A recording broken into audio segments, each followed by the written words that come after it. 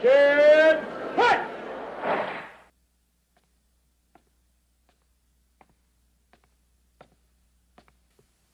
You seated.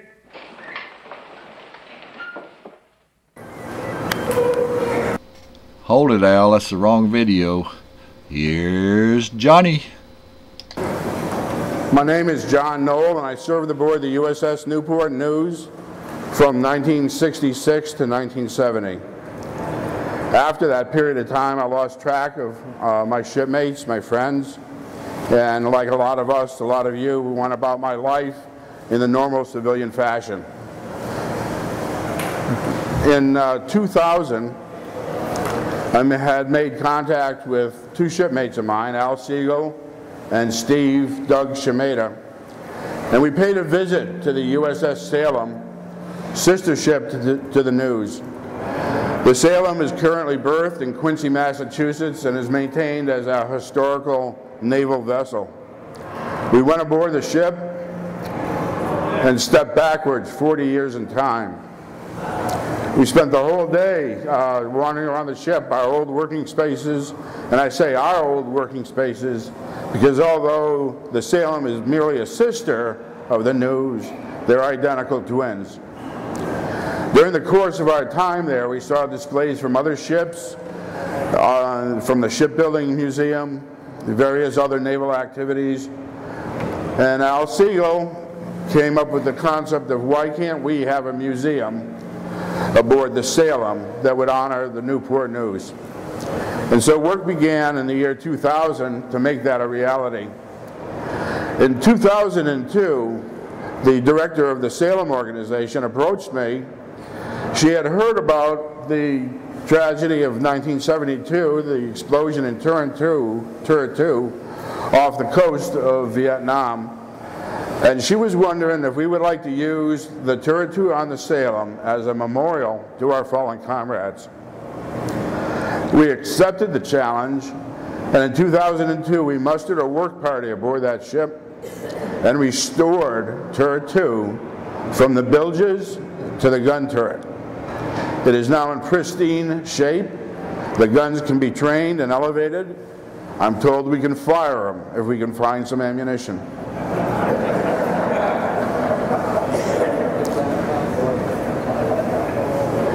So anybody have any ammunition?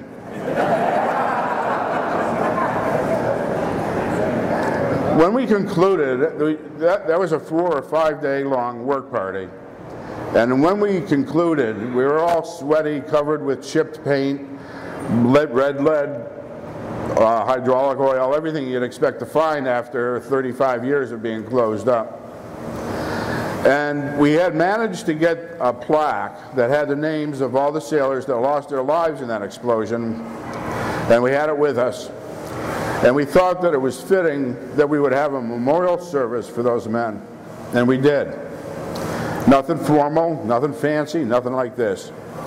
Just us and our dirty dungarees and sweat-stained t-shirts, paying honor to our shipmates.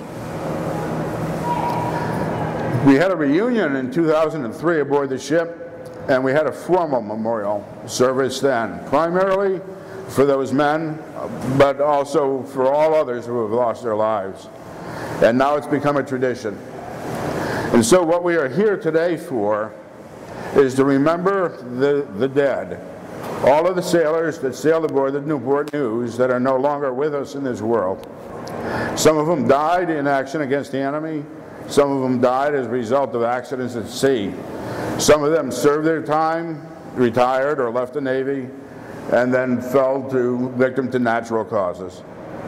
But all of them served at one time aboard the News. That makes them our shipmates. And it's a funny thing about the concept of a shipmate. It's more than a friend, it's more than a buddy. It's somebody that you've lived with, worked with, sweated with, maybe cried with. In some cases, you fought with them against a common enemy.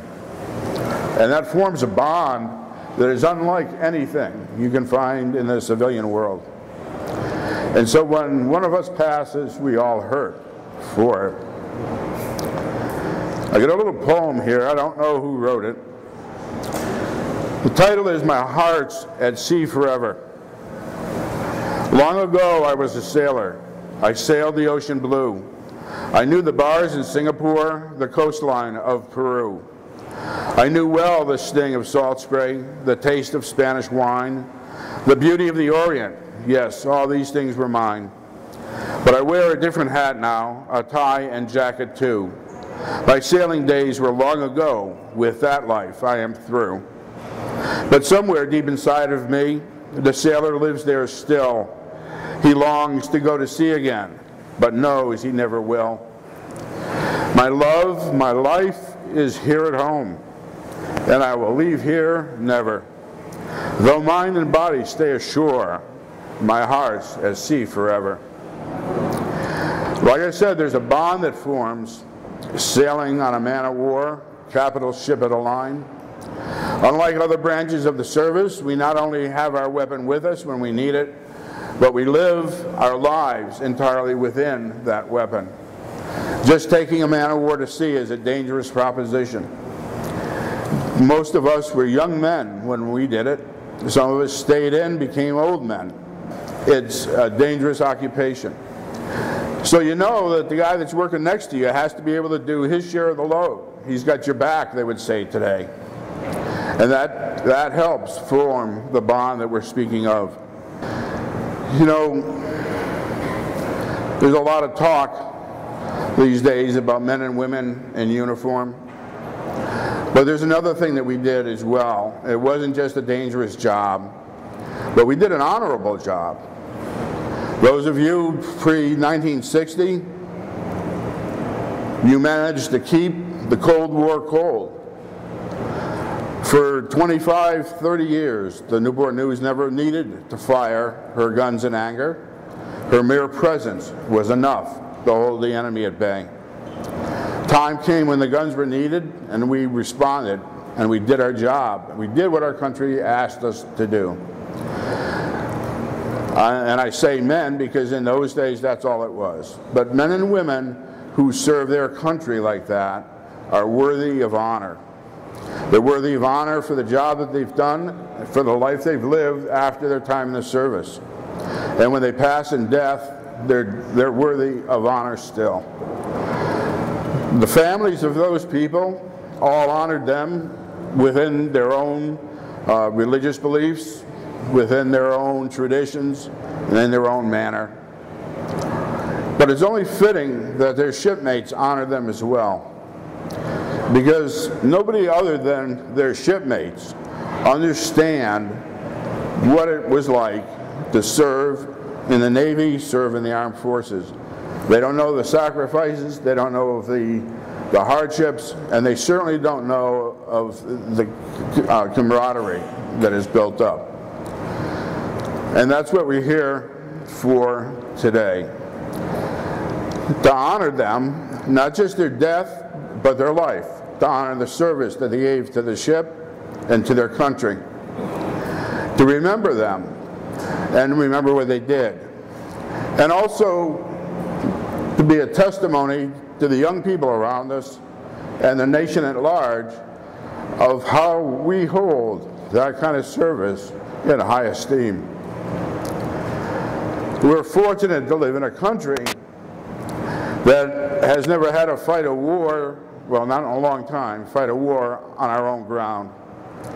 We have generations of people whose only concept of war is what they see in the newspapers and on the TV.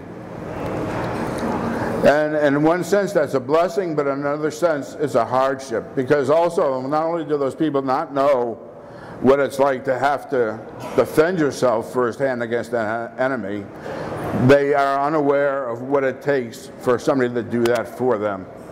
And they lose sight sometimes, I think, of the fact that in this country we have freedoms that we hold dear. Such freedom of speech, freedom to worship.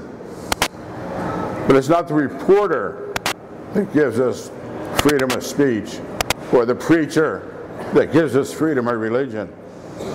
It's the men and women who take it upon themselves to serve their country and maintain those freedoms for us.